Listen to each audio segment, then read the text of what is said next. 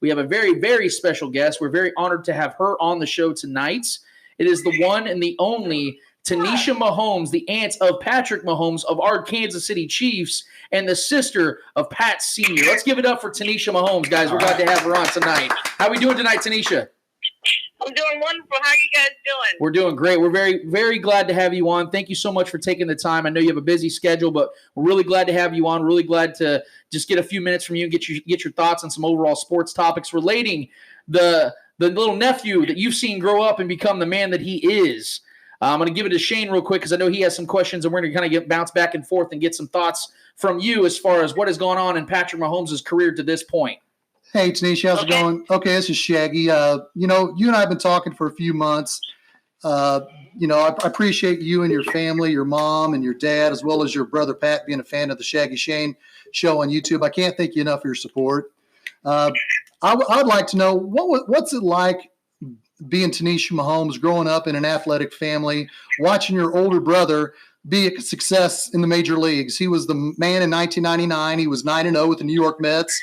Bobby Valentine, the New York Mets manager, attributed a lot of the team's success to Pat Mahomes that season. What was that like growing up watching your older brother Pat succeed in Major League Baseball? Oh, it was amazing. I mean, he has always been an amazing athlete. I'm the youngest of three, but he and I have been extremely close. And like Patrick, he tortured me as well. He is so competitive. It's no wonder Little Pat is I'm sorry, we call him Little Patrick. I guess everybody else calls him Patrick. It's no wonder that he turned out the way he did. Patrick, my brother, is as competitive as it comes. I mean, we competed nonstop in our family. I mean, it was amazing to be a part of something like that. Just seeing him every day go out and compete and just being so good at so many different things. I mean, baseball was the final outcome, but Patrick was good at basketball, track. I mean, you name it. He was just amazing at it. So I'm not surprised that he went on to have a great career in baseball, and he was very humble throughout the entire thing, which is the best part of it. I mean, I have to admit, when you get that type of success, I think sometimes it can be overwhelming for people, but for Patrick, it just never was. He was always down to earth. He can walk into any facility back home, and people, they've never thought of him as anything other than just Patrick from back home. Tanisha, that's very interesting. You talk about how, Pat Sr. had a lot of different skill sets in other sports more than just baseball, and it seemed to follow through with Patrick. And there's always been this question about, what sport were they greater at? And I think that's just a true testament to them choosing, I believe, the right sport for both of them, because obviously Pat went on to have an incredible career in the majors, and Patrick is already the best quarterback in football at only 24 years old and has really established himself as the MVP, already having one of the greatest seasons in NFL history. But from your viewpoint, though, where do you think that time came for them to decide, and how do you think they came to that decision to make the right decision and choose the right sport for themselves? Well, interesting enough, both of them had the same decision to make. When Patrick Sr., or my brother, when he was a senior, he actually got drafted out of high school as well. But he also, I think, was equally as good in basketball. Not football. I think he was a little too afraid to be hit to be a football player. I'm just going to be honest about it. He was not trying to get hit. But he did have that arm. He had an amazing, as a quarterback, he was lighting it up in high school. I mean, you're talking about the Friday Night Lights. I mean, Patrick used to, he at that time he was throwing to a guy named Stephen Shipley, and they had an amazing connection, and it was just wow. I mean, this is football in Texas, so you can imagine how exciting that was. But I knew he wasn't going to play football because this kid was not trying to get hit. Now, basketball, he was actually hitting three-pointers back when they were two. And I'll never forget when they changed, when the three-pointer came into play, because all it did was just add to his average. He was hitting like 8 and 9 three-pointers in high school. And then, when they actually became three-pointers, it just, just just made his average overall just skyrocket. So I think he could have probably played pro basketball and pro baseball, but baseball is just like a first love for our entire family. I played softball in college as well.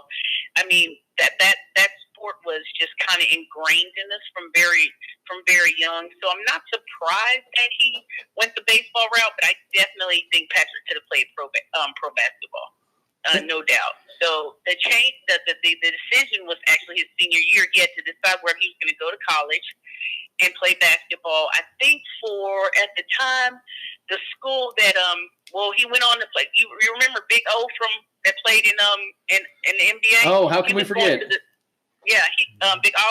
He was going to the same school as he was. They were all going together, and then Patrick decided to go ahead and play baseball. So actually, that's the same thing that happened. And for little Pat, his senior year came around.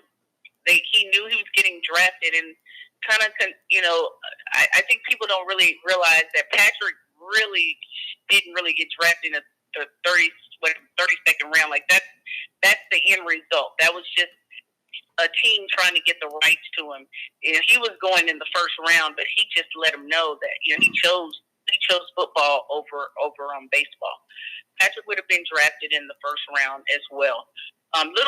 Big Pat was not going to be drafted in the first round. I think he went in like the 6th round, but little Patrick was definitely going in the first round. But he just loved football. I think it came out of nowhere, and it just turned into a passion, and you can see it in his eyes. He was so excited when he was playing the game. So I'm not surprised at all that he's had the success that he has at this point in the game, because he just loved it too much not to be good at it.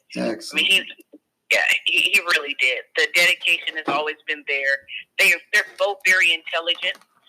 He got that from his father and his mother as well.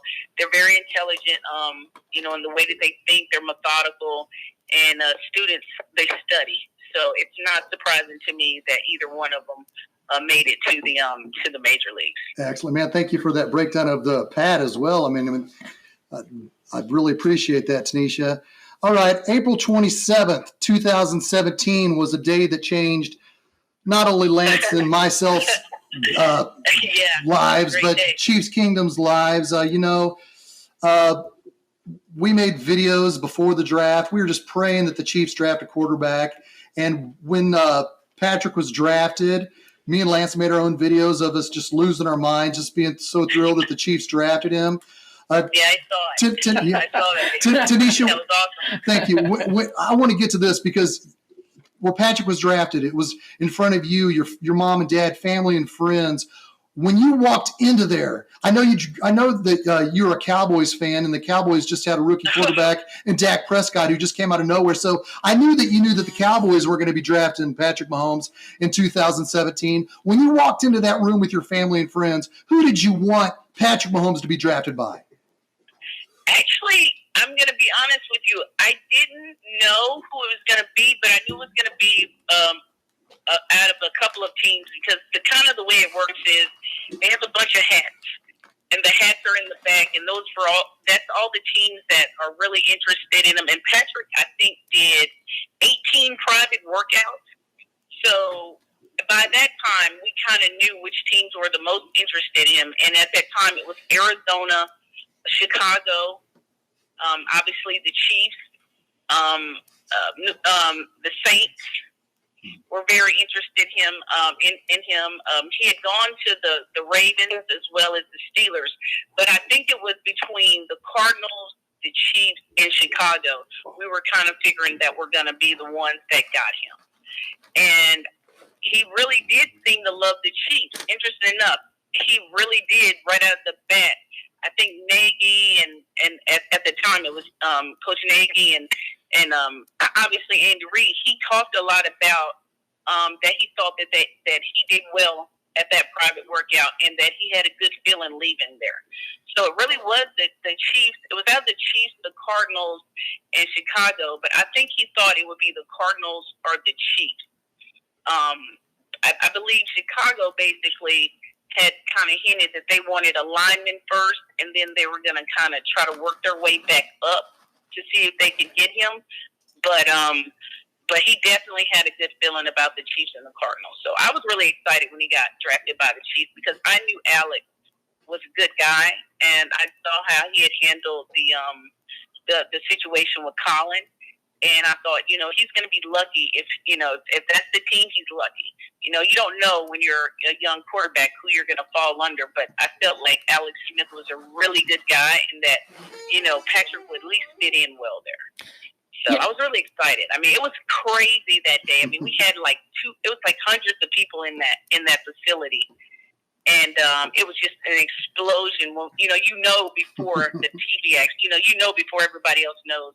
And once he got that call, it just erupted. It was the loudest and most boisterous group of family and friends, and everyone was so excited for him, and he was excited. And you can actually see it on his face, the shock when he gets that call. So it was an amazing experience. I mean, I was so happy that he chose to share that with our family because he did get invited to go, but he wanted to be right there with the family and let us be a part of that moment. So I was really excited about that. Oh, no doubt. And I will say that that was the night that changed my life as a Chiefs fan, because I will be honest with you, Tinesha, as a Chiefs fan, I was about at the bitter end when it came to losing faith in this team and this franchise to ever give us a franchise quarterback, because it had been over 34 years since the Chiefs ever took a chance in the first round. And not only did they take a chance, they traded up 17 spots to get Patrick. And a quick side story, I actually, in May of 2017, I met Patrick at Nebraska Furniture Mart up here in Kansas City. I saw him up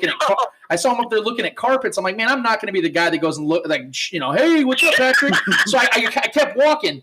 And then I did a lap around the store and kind of forgot about it, honestly. And then what do you know? This 6'3" kid is walking right at me. I'm like, okay, I'm going to say hi. So we ended up talking for like 10 minutes, took a picture together. Greatest, nicest, humblest kid I ever met. And I just told him, I'm so glad you're here, man. You saved my fanhood. And he laughed, and it was a great time. But, back to the night with the draft. Obviously, he became a top 10 pick. No one will be able to ever take that away from him. And, we always talk about, if they did a redraft, there's no question he would be the number one overall pick. I think it would be a consensus agreement that the Bears or the Browns rather would have taken him number one overall. But here's the thing. I want to know from your opinion, just because of the fact that you've seen Patrick play sports his entire life, you've been there. Why do you think that the first 9 teams were hesitant? I don't know if it's hesitant, but didn't make that pick, because the talent was always there. Was it a Big 12 thing? When they talk about Big 12 quarterbacks don't transcend. I absolutely think it was a Big 12 thing. I mean, Patrick was playing for Texas Tech, but if you go back and look at his stats, I remember, it's crazy because I remember the last year, he had some astronomical numbers. And he was sitting around and we were all talking and they had like the Heisman, talk was going on, and they weren't even mentioning his name at all because he wasn't on a team that was winning like that. Even though if you go back and look at those stats, it's funny, when they had that Heisman, they were coming up with these weird stats because all of the stats actually belonged to Pat. And he had got all those stats in 3 less games because they didn't make a bowl game. They didn't do all this. They were coming up with all these weird stats. And I think that Patrick realized that there was absolutely nothing that he could do at Texas Tech that was going to get him the recognition. It didn't matter if he threw 6,000 yards the following year. They were going to still say, it's the Big 12. They don't play defense. You know what I mean? So I think it was just the school itself. I don't think it had anything to do with talent because every coach that shook his hand knew he was special. It wasn't that. It was just the school. And Texas Tech is a great school. Don't get me wrong, but you know that you got Alabama that they're competing with. You got Oklahoma that they're competing with. So that defense generally goes to the bigger schools. And he was just never going to get that recognition. And I mean, I remember the game that he played, the one bowl game he played in against LSU, he was dicing them apart and running for his life at the same time. I just remember that. And and they were announcing this game, and it was just so exciting. And they got killed. I mean, Fournette was out there just trucking guys. I mean, it was insane the way that game went down. But Patrick, I think he threw for like almost 400 yards. Jakeem Grant completely dismantled their the cornerback that was holding him. I think it was White at the time. And I mean, it mattered nothing. They didn't invite Jakeem to the combine. Patrick got like really no recognition for that game. And I think it was just a school. It's Big 12. There's no defense. They don't take it serious. It's air raid. And I think that's what happened. I mean, that's why he had the 18 private workouts. They wanted to see if it was actually real. And I think he did a very good job of going in there and proving himself. And then that's when you saw everybody else saw him start to go up the draft board.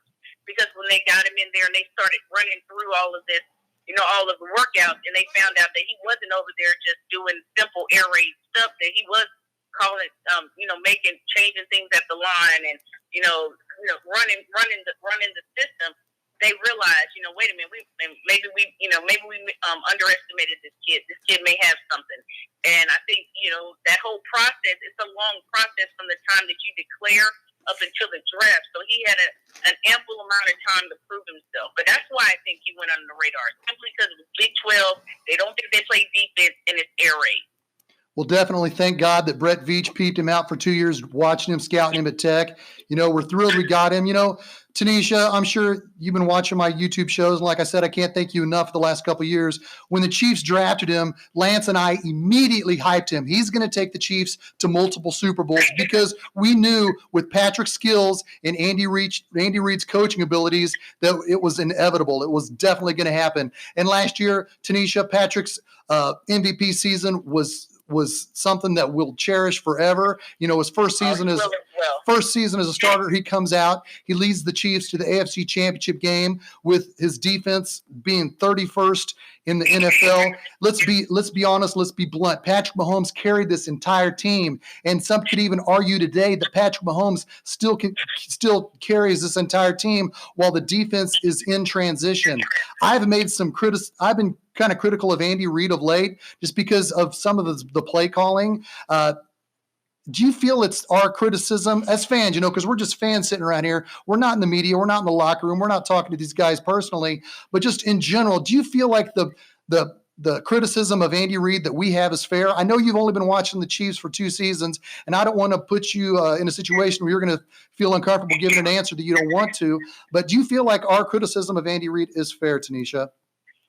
Well, I mean, that's the only thing is that I can honestly tell you that I have been a diehard Cowboy fan, and my entire family has since, we're from Texas. We're from East Texas. So when I started being this Chief Kingdom was literally when Patrick got drafted. So, I mean, for me, Andy Reid, I think for me, Andy Reid was the perfect coach for him. Because Patrick needed somebody that was going to be hard on him, but yet be able to explain it to him. Now, don't get me wrong. I mean, I saw a couple of times where Patrick kind of looked over for some clock management thing, and management things went during a couple of games. But I think overall, his rapport with Andy, I'm not sure that he had that. He would have that connection with anybody else. So I'm not going to say that your criticism is wrong. I'm just going to say that I think it's a fair exchange for the fact that he brought Patrick along a lot faster than what I believe anyone thought he was going to be able to come along. So, I mean, I can't say that it's not fair. I just can tell you that when I talk to Patrick, he's very happy that he has Andy Reid as a coach to explain things to him. Because what I think people don't know is that Patrick has not played a lot of football. People don't realize that Patrick was a safety up until his junior year. So he wasn't a quarterback. So think about learning your junior and senior year of high school, going to college for 3 years under Cliff Kingsbury, and then basically going into the pros and having Andy Reid as your coach to bring you along. That's 5 real good years of football before he went into the pros. And then, so I kind of, I like Andy just because I think that he was the perfect coach to bring Patrick along. Now, as far as like some of the games, I'm not gonna lie to you. Some of the things I've been kind of shocked at some of the calls at the time, but I mean, Andy knows a lot more about football than I do. But I'll agree with you. There's been a couple of times where I've just kind of looked and went, I'm not sure what we are doing right now. You know what I mean? Like, what in the world did we just do just then? Why didn't we go for that? You know what I mean? So, but it's not me. I don't have to get up there the next day in front of the press or that night and explain what I just called. So, but yeah, I mean, I think as a lifelong fan like you guys are, you guys have every right, you know, to throw some criticism. That's what makes you a fan. I'm there through the good times. I'm there through the bad times. You know, believe me, I have lit into Garrett many days as a Cowboy fan. So that's what I'm saying. So, you know, but knowing the history of the Cowboys. So definitely, I mean, I think if you're a fan, you got every right to criticize as well as cheer. Excellent. You're out there paying your money just like everybody else. Excellent. Well, and Tinesha, I got one more thing to say. It's not really a question, and we're going to let you go. And again, thank you so much for taking the time to be with us tonight. It means more than you know. Trust me when I say. My pleasure. Thank you guys for having me. Yeah, and I will say this, and I'm going to die on this hill gladly because I've said this from the beginning, and I'm going to say this till the day I die. Patrick should have started week 1 of his rookie year. I know. Everyone talks about, you know, Alex was a good guy. I get that. Alex probably was a great guy to Patrick. I'll never debate that. But I've always said that we knew the movie every single year. Alex was a good quarterback. He was a solid quarterback, but he was never going to give us what Patrick has ultimately given us already in a year and a half of being our starting quarterback. I believed with all of everything in me that they should, if you're going to take a quarterback in the top 10, you're going to trade 17 spots up. This guy needs to play immediately because this team was built to win. What are your thoughts on it? I know you've mentioned it. I know I've talked to Pat Sr. He's told me the same thing, that Alex was great to him, and they let him mentor him for a year on the bench and let him learn the system. I believe that Patrick, with everything that you've told me, everything Pat Sr. has told me, that Patrick had it. He already had it coming into the league. I think he would have caught on. What are your thoughts about that? If you could go back and do you agree with me, or do you think it was the right move for them to sit him for a year? So I think that, to be honest with you, I don't think that if he had started day 1, you would have had the Patrick that you saw. I believe that maybe mid-season, you probably would have had the Patrick that we know now.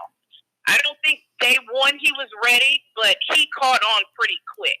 I mean, if you kind of if you go back and look at those old games, you can see him and Alex kind of feeding off of each other. So I think he caught on. I mean, the dude's a straight A student since birth. I mean, the kid's smart.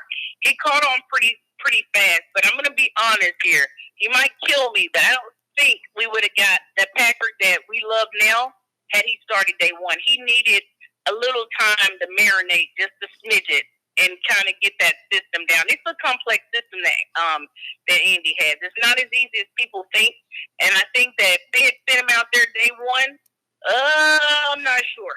I'm not sure. I do believe probably game 8, 9, he was probably able to take over the team at that time.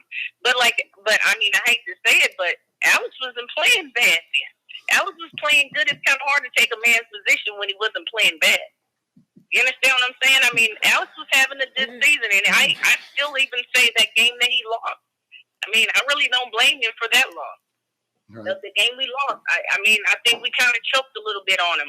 But, you know, I'm not sure that you get the Patrick that you love now, day 1. Now, granted, I was a believer about mid-season. I was like, I think this kid can get out here and play now. You know, I'm listening to him. You know, he seems to know what he's talking about. He's loving practice. He's running the scout team. He's giving us feedback. I felt like, you know, he had the confidence at that point. But, you know, throwing a rookie out there, you know, day 1, like I said, if he had been a guy had been playing football and going to camp his whole life, and you know, it was just second nature to him, I think he just needed the time. I'm just going to be honest about it. And don't get me wrong, I think my nephew is amazing. Now, I mean, I think he does the work. And I've said it on radio before. I've said this before. I think that kid has got everything it takes to be successful as long as he keeps his head on straight. Right. But I don't think day 1 would have worked out for him. going to be honest. Tanisha, you were in town a couple weeks ago, and you got to spend some time with Patrick when you were in town 2 weeks ago. And without revealing too much information about Patrick's privately, how was his mood? I mean, that was a Packers game, and he wasn't playing. He knew he wasn't going to play, and it was the Aaron Rodgers versus Patrick Mahomes game. What was his mood like when you were with him 2 weeks ago? If you could talk about that. Absolutely. Let me tell you, Patrick has several nicknames growing up. One of them is Ice. You just don't see much emotion from him. He always gives you the same thing over and over. I mean, yes, of course he wanted to play, but he believed that his team was going to win. I mean, he really did believe that, they were going to be able to pull it off. He's just that optimistic. Like, he's always been that way. His mood wasn't down, but he did tell me a story that when they popped his knee back in, he thought he was going back on the field. Really? He actually thought, yes. He said, they popped it in, and he goes, and I thought I was going back in. They were like, you can't go back in. And we just cracked up. I had a couple of my friends with me. We're all veterans, military Army veterans, and we went up there, and Patrick showed us an amazing time. I mean, we went to his house. He was so upbeat. Watched college game day. I mean, it was amazing. You wouldn't have known that he was hurt. At that point, I already kind of knew he was well on his way to going back because he wasn't walking around with a brace or anything like that. He just had like a leg sleeve on. He was cheery. I mean, I think he knew he was coming back sooner than everybody else did, so he wasn't down. He wasn't down on himself at all. But yeah, I thought it was nuts. He's sitting there telling me that when he popped his knee back in, he thought he was going back on the field, and they're like, "Dude, you got to go get X-rays." Wow. Like, he did not realize he couldn't play. That's incredible. He's tough as nails. Incredible. He's tough as nails, man. I'm telling you. Definitely. He really. Definitely. Thanks a lot, Tanisha. We're gonna see you in 2 weeks when you come to town for the Raiders game. We're looking forward to you come tailgating with our family, with our friends, with everyone. It's going to be an amazing time, and more than likely, Tanisha, that Chiefs Raiders game is going to be for first place. It's going to be and we're going to win it. Hell yeah! Hell yes! We're going to win that game. I mean, we're going to go out there and we're going to lock that up. Don't even worry about that. Yeah, I'm looking. He's going to take care of it. We're looking forward. We're going to take care of that. Hey, yeah, I'm looking forward to getting you on Shaggy Shane on YouTube. I'm definitely going to interview you for that pregame. And for Lance Twidwell and Shaggy Shane, you got anything in closing you want to say, Lance? No, again, Tanisha, thank you so much for taking the time to be with us guys, just us Joe Schmoes that are out here talking sports, and we really appreciate you mentoring Patrick into the man that he is. I can talk sports all day long, man. Anytime you guys need me, don't hesitate. Well, dude, I love it. We might have to call you. We might have to call you on that. So keep the phone close. Excellent. Absolutely. Thanks a lot. Absolutely. Thanks a lot. Guys, keep having a good show and doing good work, man. It's Thank awesome. you. Thank you so much. Excellent. We'll see you in 2 weeks at Arrowhead Stadium. All right, dude. Have a good one. Y'all have a great time, man. Have a good one. Good night and God bless. You too. Thank you so much. Bye-bye. Well, that was Tinesha Mahomes, guys. That meant a lot, and I think that goes without say. So we're going to take a quick break. When we get back,